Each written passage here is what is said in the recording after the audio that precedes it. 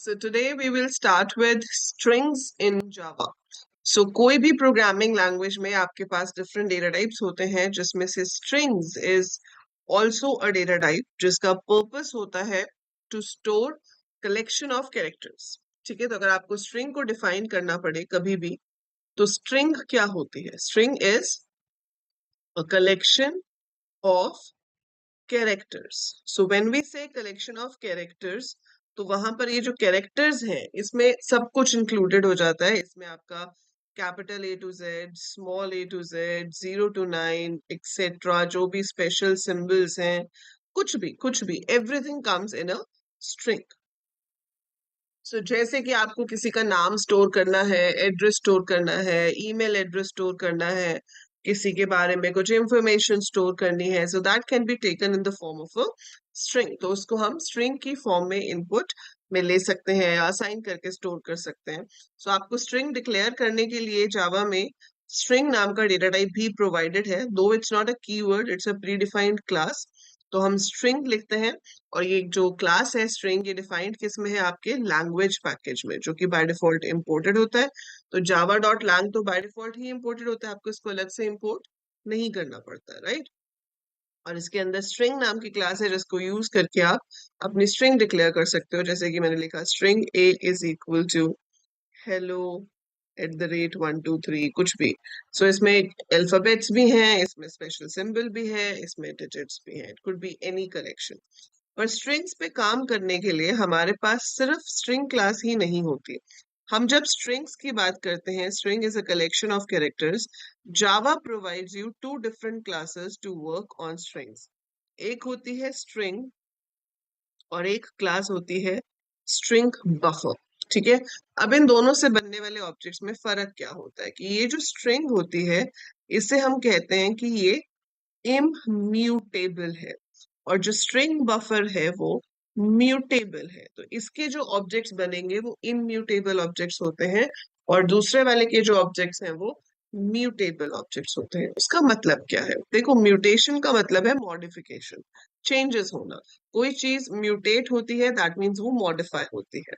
ठीक है, सो string is immutable, इसका मतलब है कि एक बार आपने इसमें कुछ स्टोर कर दिया, ठीक है, जैसे अगर आपने इसमें स्टोर कर दिया string A is equal to hello, अब इससे होता क्या है कि मेमोरी में एक ब्लॉक क्रिएट होता है जिसके अंदर हेलो स्टोर होता है। ए आपका वेरिएबल है जिसमें उसका एड्रेस आ जाता है। ठीक है, अब अगर आप लेटर इसमें कभी चेंज भी करोगे, कुछ आप ए इज इक्वल टू बाय करोगे, तो वो जो चेंज है वो यहाँ नहीं होगा। ठीक है, ये जो 808 वाली लोकेशन है इसमें कोई चेंज नहीं होगा। आपके पास एक नई लोकेशन ही क्रिएट हो जाएगी बाय, जिसका कुछ भी एड्रेस होगा 2018, और ए में अब वो आ जाएगा। So A will point to this location rather than pointing to this.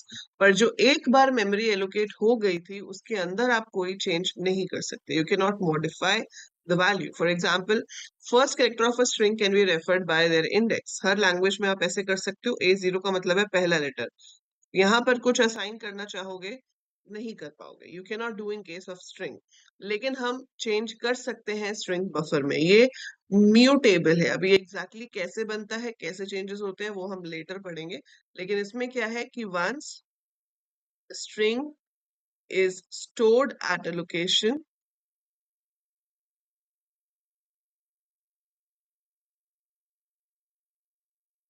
its value can be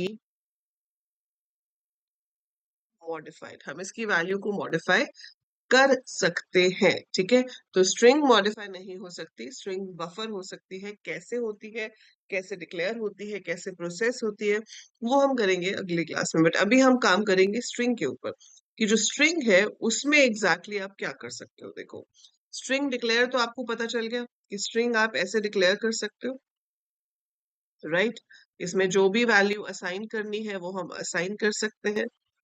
print करना है तो सिस्टम डॉट आउट से प्रिंट तो हो ही जाएगा। इवन अगर आपको इसको इनपुट करना है सो आप इनपुट कर सकते हो स्कैनर की हेल्प से। ये असाइनमेंट है। अगर इनपुट करना होता तो क्या करते? Name is equal to sc dot next line लिखते। So sc dot next line लिखने से हम इसका इनपुट भी ले सकते हैं। सो नेक्स्ट लाइन जो है वो हमेशा स्ट्रिंग फॉर्मेट में डेटा रीड करता है। ठीक है, सो आई विल शो यू आपको कि ये किस तरह से काम करता है। तो मुझे क्या करना है, मैं यहाँ पर अगर फिक्स ले रही हूँ, मैंने यहाँ पर लिया स्ट्रिंग नेम, और नेम के अंदर मैंने इनपुट कर दिया, इनपुट नहीं असाइन कर दिया अंजलि। फिर मैंने लिखा system dot out dot println, और मैंने प्रिंट करा दिया वेलकम concatenated by name। ठीक है, सो मैंने वेलकम नेम और इसके पीछे यहाँ पे \n दे दिया। ठीक है, और दैट्स इट। इससे ऊपर नीचे अगर आप कुछ प्रिंट करना चाहते हो अपने आउटपुट को सुंदर बनाने के लिए, that is up to you. So हम डबल कोट्स में जो भी चीज देते हैं वो एक्चुअली में क्या है, आपकी स्ट्रिंग है। तो यहाँ भी मैंने ये जो स्टार्स की लाइन भी दी है वो भी क्या है, एक स्ट्रिंग। आई एम टेलिंग कि this has to be printed, वो आपका स्ट्रिंग कांस्टेंट हो गया।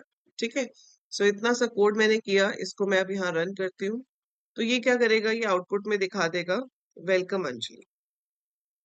ठीक है, एक लाइन हमने एक्स्ट्रा दे दी है, हटा देते हैं ताकि आउटपुट थोड़ा बेटर लगे। यहाँ पर एक \n एक्स्ट्रा दे देते हैं और एक यहाँ पे एक्स्ट्रा दे देते हैं, so that it looks better. So अब ज्यादा अच्छा लगा। ठीक है, ये ऐसे आ रहा है। बट ये जो अंजलि है ये तो फिक्स्ड हो गया, मैं ये फिक्स नहीं चाहती, मैं यूजर से पूछना चाहती हूँ। मैं चाहती हूँ कि यूजर से पूछूं कि भाई बताओ नाम क्या है, जो नाम है वो फिर उसके बाद प्रिंट हो। ठीक है, तो अगर आप वो यूजर से पूछना चाहते हो तो आप यहाँ पर क्या लिखोगे, यूजर को बताओगे कि भाई क्या इनपुट करना है आपको। तो मैंने उसको बोला कि system dot out dot println enter your name, और वो नेम इनपुट करने के लिए हम क्या करेंगे, यहाँ पर ये फिक्स वैल्यू नहीं लेंगे, रादर हम अपने स्कैनर का इस्तेमाल करेंगे। तो sc इज इक्वल टू, मतलब name is equal to sc dot next line. Now execute this program. अब वो आपसे नेम पूछेगा, मैंने एंटर किया Saumya, so it will print welcome Saumya. ठीक है, ऐसे ही अगर मैंने इनपुट किया कुछ और, सो मैं जो भी इनपुट करूंगी it is going to take that value and print it. ठीक है, सो ये हो गया कि स्ट्रिंग को यूजर से हम लेते कैसे हैं। So this is how a string can be taken from the user. ठीक है, अब अगर आपने कभी कोई लैंग्वेज इससे पहले पढ़ी है, C++, पाइथन, तो उसमें क्या होता था कि ए स्क्वायर ब्रैकेट में 0 लगाओ तो आपको स्ट्रिंग का पहला लेटर मिल जाता था। अगर आप ए स्क्वायर ब्रैकेट में 1 लगाओगे तो आपको स्ट्रिंग का सेकेंड लेटर मिल जाता था। ठीक है, एंड सो ऑन। और ऐसे आप एक एक इंडिविजुअल कैरेक्टर को फेच कर सकते थे। पर यहाँ पर अगर आप ऐसा करना चाहो, अगर आप नेम 0 को प्रिंट करना चाहो, तो वो एग्जीक्यूट ही नहीं करने दे रहा आपको, यहाँ पर रेड लाइन आ रही है, देख रहे हो। सो क्या कह रहा है, the type of the expression must be an array type but it resolve to be a string. कि भैया अगर ऐसे स्क्वायर ब्रैकेट लगानी है तो एरे चाहिए, ये एरे नहीं है, ये तो स्ट्रिंग है। सो यहाँ पर जो स्ट्रिंग है वो एरे नहीं है। In other languages your string is a character array, इसलिए हम स्क्वायर ब्रैकेट को उसके साथ यूज कर लेते थे। पर यहाँ पर वो उसको स्क्वायर ब्रैकेट के साथ यूज नहीं कर रहा, क्योंकि ये एक सिंगल ऑब्जेक्ट है, ये एक एरे नहीं है। So Java has provided you a function for that, और वो फंक्शन क्या है, कैर एट। आपने क्या लिखा, नेम डॉट कैर एट 0। ये इंडेक्स मैंने नहीं लिखा है, वो तो आपका विजुअल स्टूडियो कोड जो है वो अपने आप दिखाता है, VS कोड। ठीक है, बट अदरवाइज हमने क्या लिखा है, नेम डॉट कैर एट 0। इससे क्या होगा, आपके नेम में जो भी पहला लेटर है जो 0 पोजिशन पे होगा, ठीक है, वो आ जाएगा। So, मुझे एंटर तो यहाँ करना है।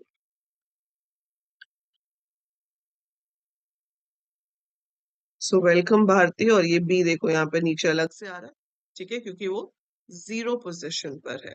अब यहाँ पर आप लूप भी लगा सकते हो, जिससे एक एक लेटर को फेच कर लो और उसको प्रिंट करा दो, है ना। अब मुझे क्या पता लेकिन कि लूप कितनी बार चलना चाहिए, वो उतनी बार चलना चाहिए जितने हमारे पास लेटर्स हैं। अब कितने लेटर्स हैं वो कैसे पता चलेगा, वो पता चलेगा with the help of a function called length.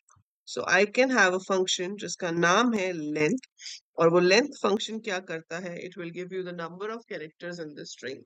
सो अगर आप यहाँ पे लिख रहे हो I is equal to 0, I less than name dot length, so आप ये लूप लगाओ या कहीं पे भी अगर आप लेंथ फंक्शन को कॉल करते हो तो स्ट्रिंग के नाम के साथ अगर मैं लेंथ फंक्शन को कॉल करती हूँ वो मुझे बताएगा कि मेरी स्ट्रिंग में कितने अल्फाबेट्स या कितने कैरेक्टर्स हैं। So not exactly alphabets but कितने कैरेक्टर्स हैं, उसमें आपके अल्फाबेट्स, डिजिट, स्पेशल सिंबल सब इंक्लूडेड होंगे। तो कितने आपके पास लेटर्स, कितने कैरेक्टर्स हैं वो आपके पास आ जाएगा। फिर लूप चलेगा, जैसे मान लो उसके अंदर मेरा नाम है अगर, तो 6 लेटर्स हैं, ठीक है, या कुछ और आपने लिया है, अंजलि A123 लिया है, तो 9 लेटर्स हो गए। तो सबसे पहले क्या होगा, I0 है, I <9 है, ठीक है, अंदर आएगा, 0 पोजिशन पे है ए, वो शो हो जाएगा। फिर 1 पोजिशन पे जो है वो शो हो जाएगा, फिर 2 पोजिशन वाला, फिर 3 पोजिशन वाला, एंड सो ऑन, जब तक हम लास्ट पोजिशन तक नहीं पहुंच जाते। सो अभी मैंने इसको एग्जीक्यूट किया, ठीक है, तो वो मुझसे एक नेम पूछेगा। यहाँ पर मैंने नेम एंटर किया आरव। सो आप देख रहे हो AARAV, right. So it is showing every alphabet on a separate line. तो एक एक करके सारे अल्फाबेट्स जो हैं आपके वो यहाँ पर शो हो रहे हैं। So it's showing all of them one after the another, ठीक है। आई होप ये क्लियर है। सो यहाँ पे हमने दो फंक्शंस देखे अभी, एक लेंथ जो कि आपको ये बताता है कि आपकी स्ट्रिंग के अंदर कितने लेटर्स हैं, और एक कैर एट जो आपको ये बताता है कि आपके पास इंडिविजुअल पोजीशंस पर क्या कैरेक्टर्स हैं। तो आपके पास स्ट्रिंग में कुछ भी हो, ठीक है, whatever we have, A dot length जो है ये क्या करता है, it returns an integer value representing the number of characters in the string, ठीक है। और जो आपके पास कैर एट है, इसमें हम इंडेक्स देंगे, we have to give a position, और ये क्या करेगा, returns the character at given index, that is the position from the string। और इन केस आपने एक ऐसा इंडेक्स या पोजीशन दे दी जो कि है ही नहीं, तो एरर जनरेट हो जाएगा। So if there is no position, मैं यहाँ पे इंडेक्स 7 दे देती हूँ जो कि है ही नहीं, तो obviously it will give me error for that, क्योंकि उसको नहीं पता 7 इंडेक्स कहाँ पर है, right. So likewise we have number of functions जो आप स्ट्रिंग्स के ऊपर यूज कर सकते हो, एंड उसमें से कुछ इंपॉर्टेंट फंक्शंस हम अभी डिस्कस करते हैं, ठीक है। जैसे कि आपने अभी स्ट्रिंग में देखा कि आप स्ट्रिंग इनपुट करा के लेंथ निकाल सकते हो, इंडिविजुअल कैरेक्टर देख सकते हो। Now if I have to check whether two strings are same और नॉट, मान लो मैं लॉगिन के लिए यूजर नेम और पासवर्ड पूछ रही हूँ, तो कोई यूजर नेम हमारे पास फिक्स्ड होगा, कोई पासवर्ड होगा जिसके साथ हम मैच करना चाहते हैं कि मैच करता है या नहीं, ठीक है। तो अगर आप डबल इक्वल टू से कंपेयर करोगे तो आप नहीं मैच कर पाओगे, ठीक है। सो कंपेयरिंग टू स्ट्रिंग्स, सो अगर आपको दो स्ट्रिंग्स को कंपेयर करना है तो वो इक्वल टू या ग्रेटर देन या लेस देन साइन से नहीं हो सकता। We can not use relational operators for comparing the strings. So strings को कंपेयर करने के लिए रिलेशनल ऑपरेटर्स यूज नहीं होते, तो क्या यूज होता है, एक फंक्शन है जिसका नाम है इक्वल्स। सो आप लिख सकते हो a dot equals b। So a dot equals b की स्ट्रिंग a स्ट्रिंग b के इक्वल है या नहीं। इक्वल्स पूरा स्मॉल लेटर्स में आप लिखोगे, a डॉट इक्वल्स b अगर तो है तो ये आपको ट्रू देगा, और अगर नहीं है तो ये आपको फॉल्स देगा। सो इसका रिजल्ट हमेशा एक बूलियन वैल्यू होता है कि या तो आपकी स्ट्रिंग सेम होंगी या नहीं होंगी। अगर स्ट्रिंग सेम है so we get a true, अगर स्ट्रिंग सेम नहीं है we get a false, right. ऐसे ही इसमें ये केस सेंसिटिव होता है, मतलब अगर मेरी फर्स्ट स्ट्रिंग ये है और मेरी सेकंड स्ट्रिंग ये है, तो उसके लिए ये नॉट इक्वल है, क्योंकि केस मैच नहीं करता। इसमें ए कैपिटल है, इसमें ए स्मॉल है, तो उसके अकॉर्डिंगली ये स्ट्रिंग्स मैच नहीं करती। तो आपके पास फंक्शन आ जाता है जिसका नाम है इक्वल्स इग्नोर केस, ठीक है। So we have a function called equals ignore case.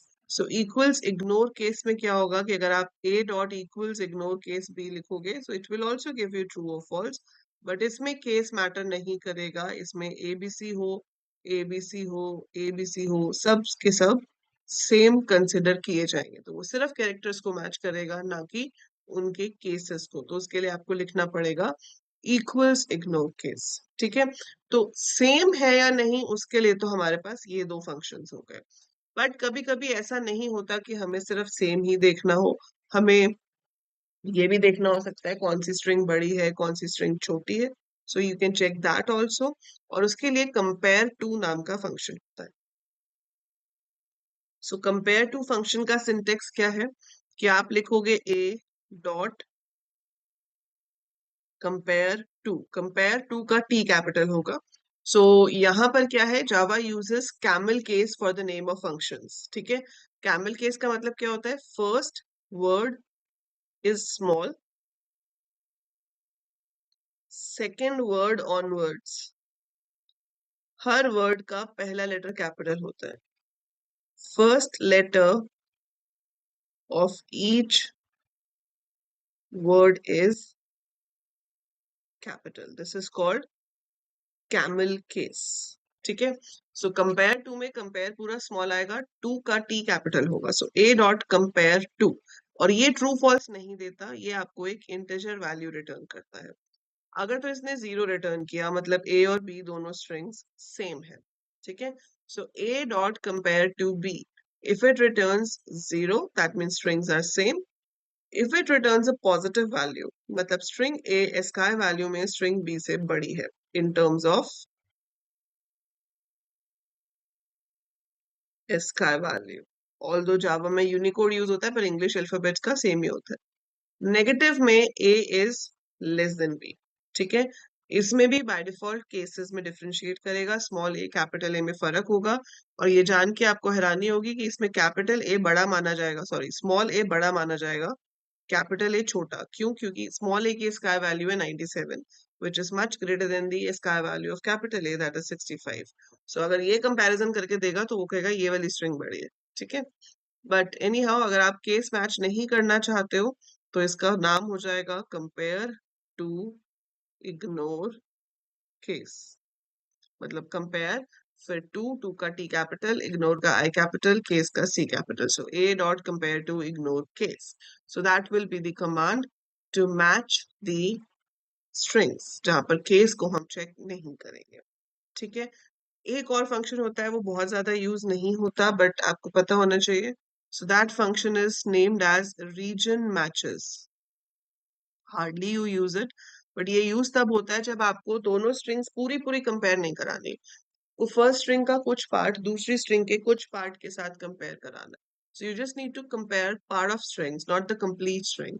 तो वहां पर हम रीजन मैचेस यूज कर सकते हैं। इसमें ट्रू या फॉल्स रिटर्न होता है, हम लिखेंगे ए डॉट रीजन मैचेस, तो जैसे रीजन मैचेस है वैसे ही रीजन मैचेस इग्नोर केस भी है। ठीक है, इसमें आप क्या बताओगे, इसमें आप बताओगे स्टार्टिंग पोजिशन, सॉरी इसमें आप बताओगे पहले दूसरी स्ट्रिंग किसके साथ कंपेयर करना है, फिर आप बताओगे starting position and number of characters to be compared. So कितने कैरेक्टर्स हमको कंपेयर करने हैं, सो वो इस पोजीशन से शुरू करके इतने कैरेक्टर्स कंपेयर करेगा और फिर बता देगा कि वो मैच करते हैं या नहीं करते, करते हैं तो ट्रू अदरवाइज फॉल्स। ठीक है, so these are the functions available for comparison. So let's check कि ये कैसे यूज हो सकते हैं।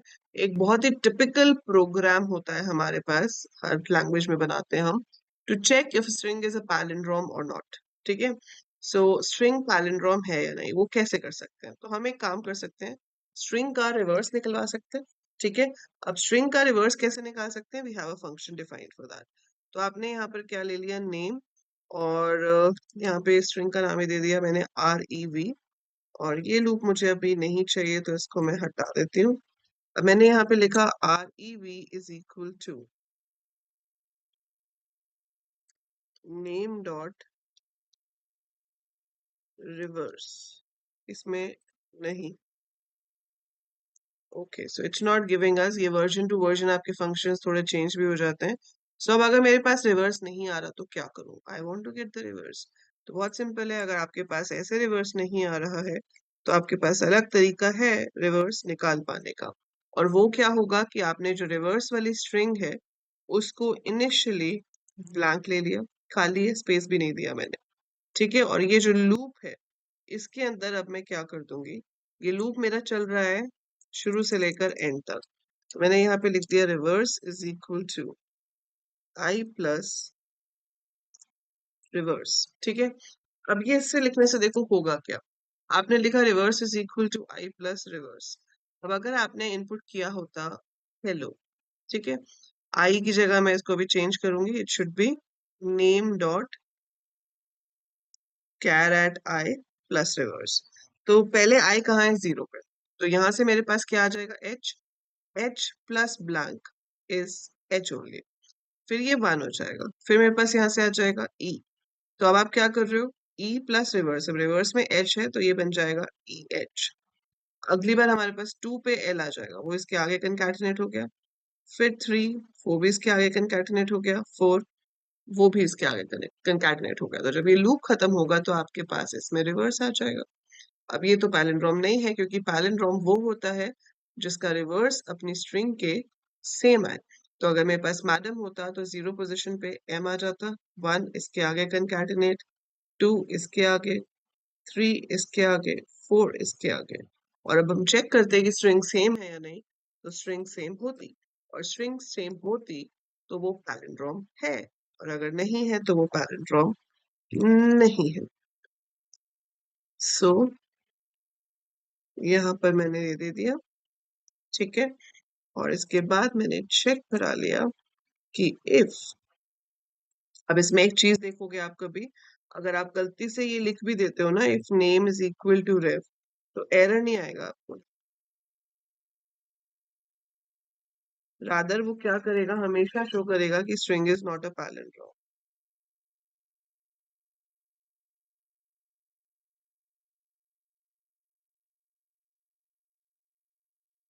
अब ऐसा क्यों करेगा, सोचो। आप कुछ भी एंटर कर लो, इसका आउटपुट हमेशा एक ही आएगा, that is string is not a palindrome.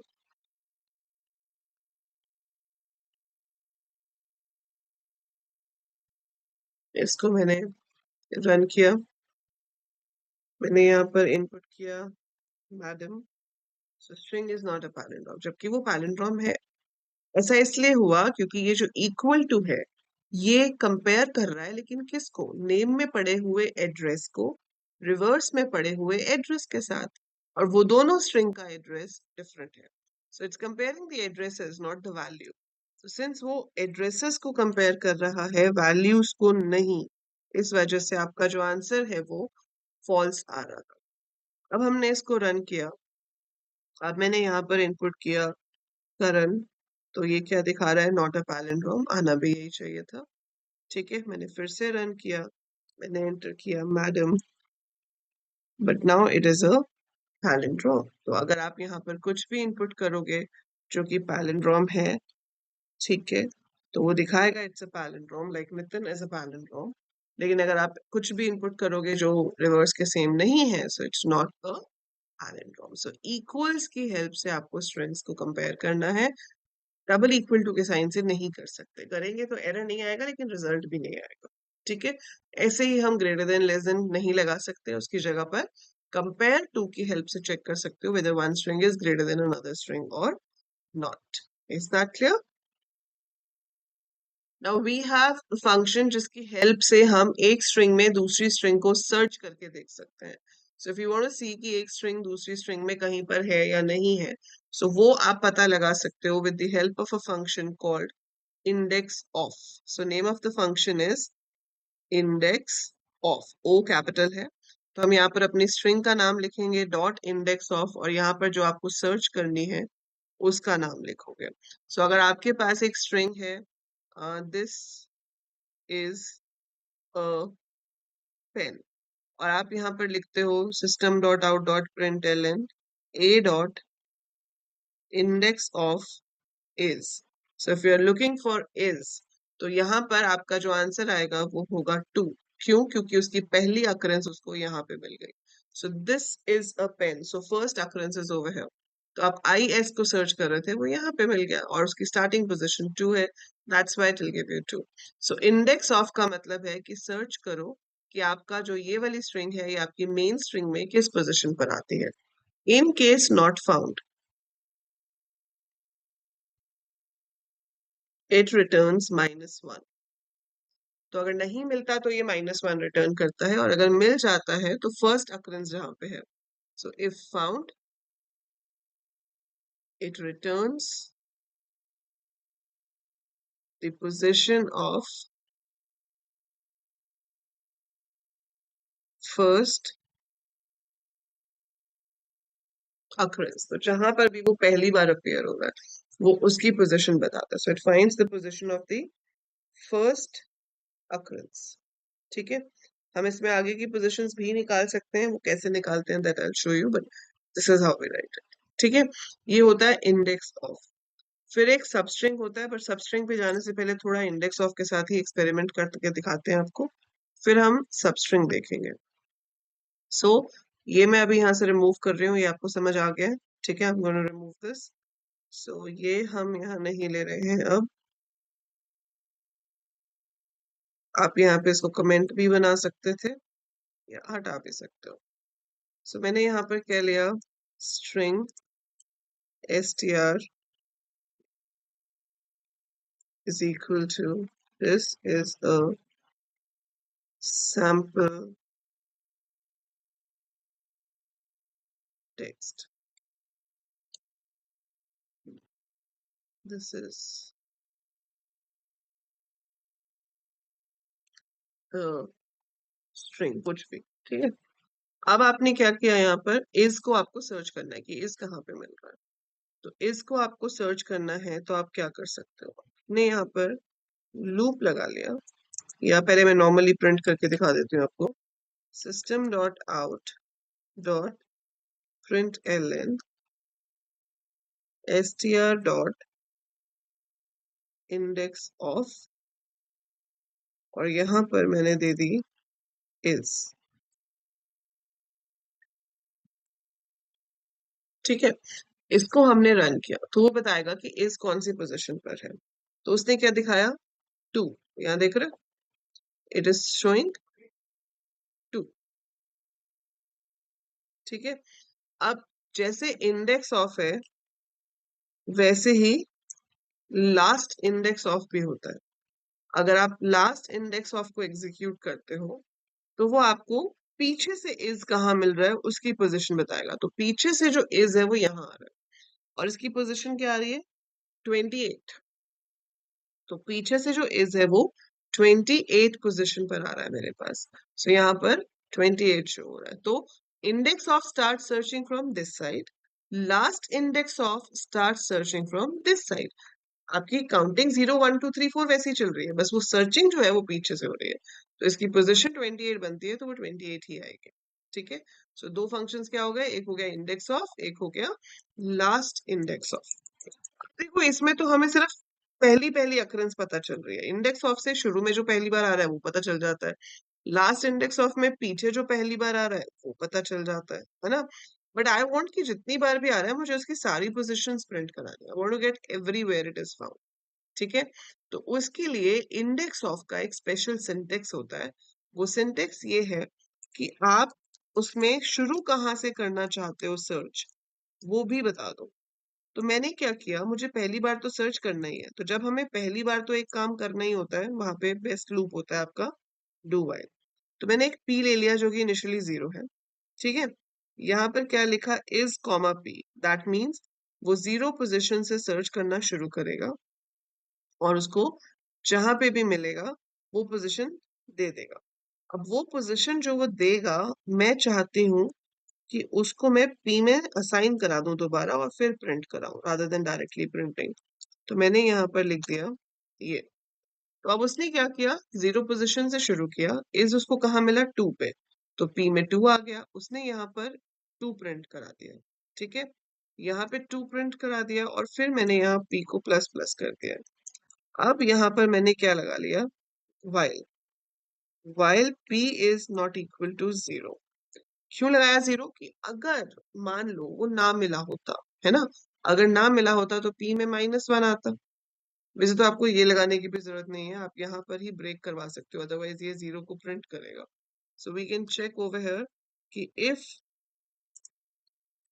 p is equal to -1 we should not continue the loop, loop यहीं पे रुक जाए। अगर कंटिन्यू होगा तभी तो पी को प्रिंट करेगा, अदरवाइज वो वहीं पे रुक जाएगा। ठीक है, सो इससे क्या हो जाएगा कि आप एक स्ट्रिंग में दूसरी स्ट्रिंग की जितनी बार भी अक्रेंस है वो सबको प्रिंट कर देगा। जैसे ये पहले 2 पे मिला, फिर 5 पे मिला, फिर 25 पे मिला, और फिर 28 पे मिला। तो ये तो मैंने स्ट्रिंग अपनी मर्जी से ली है दोनों। आप ये यूजर से भी पूछ सकते हो। सो यूजर जो बोलेगा उसके अकॉर्डिंगली हम काम कर सकते हैं। सो ये तो हो गया आपका इंडेक्स ऑफ कैसे यूज होता है। इसके अलावा आपके पास एक फंक्शन जो और भी बता रही हूँ वो है सबस्ट्रिंग। सबस्ट्रिंग यूज होता है when you have a string और आपको स्ट्रिंग का कुछ पार्ट फेच करके दिखाना है। Just some part you have to fetch and you have to show it. तो सबस्ट्रिंग का सिंटेक्स क्या होता है कि आप सबस्ट्रिंग लिखोगे, आप स्टार्टिंग पोजीशन बताते हो कहाँ से कैरेक्टर्स फेच करने शुरू करने हैं, और एंडिंग पोजीशन बताते हो कहाँ तक फेच करने हैं।